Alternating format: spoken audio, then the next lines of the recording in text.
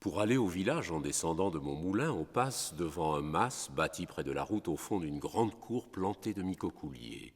C'est la vraie maison du ménager de Provence, avec ses tuiles rouges, sa large façade brune irrégulièrement percée, puis tout en haut, la girouette du grenier, la poulie pour hisser les meules et quelques touffes de foin brun qui dépassent. Pourquoi cette maison m'avait-elle frappé? Pourquoi ce portail fermé me serrait-il le cœur? Je n'aurais pas pu le dire, et pourtant, ce logis me faisait froid. Il y avait trop de silence autour. Quand on passait, les chiens n'aboyaient pas, les pintades s'enfuyaient sans crier. À l'intérieur, pas une voix. Rien, pas même un grelot de mule. Sans les rideaux blancs des fenêtres et la fumée qui montait des toits, on aurait cru l'endroit inhabité. Hier, sur le coup de midi, je revenais du village et pour éviter le soleil, je longeais les murs de la ferme dans l'ombre des micocouliers. Sur la route devant le mas, des valets silencieux achevaient de charger une charrette de foin. Le portail était resté ouvert. Je jetai un regard en passant et je vis au fond de la cour, accoudé, la tête dans ses mains sur une large table de pierre, un grand vieux tout blanc, avec une veste trop courte et des culottes en lambeaux. Je m'arrêtai.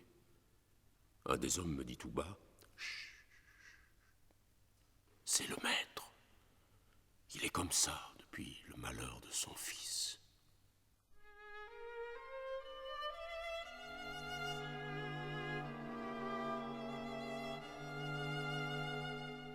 À ce moment, une femme et un petit garçon vêtus de noir passèrent près de nous avec de gros paroissiens dorés et entrèrent à la ferme. L'homme ajouta, « La maîtresse et Cadet qui reviennent de la messe, ils y vont tous les jours depuis que l'enfant s'est tué. Oh, monsieur, quelle désolation! Le père porte encore les habits du mort.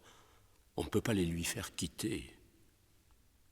Dia, la bête! »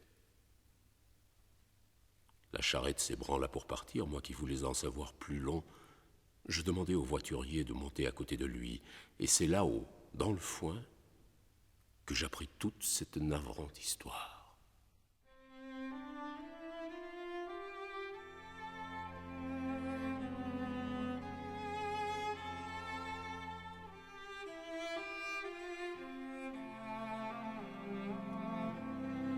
Il s'appelait Yann.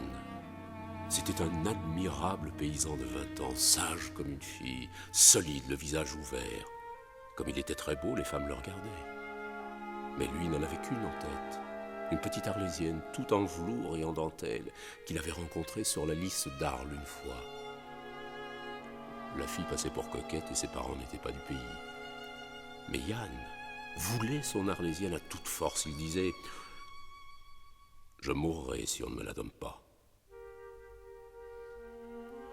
Il fallut en passer par là. On décida de les marier après la moisson.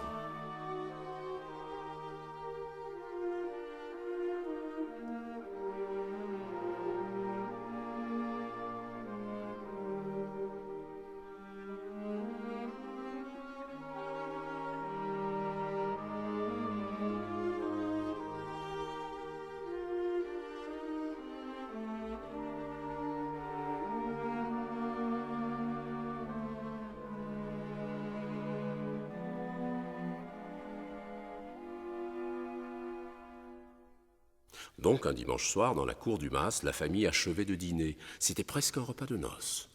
La fiancée n'y assistait pas, mais on avait bu en son honneur tout le temps.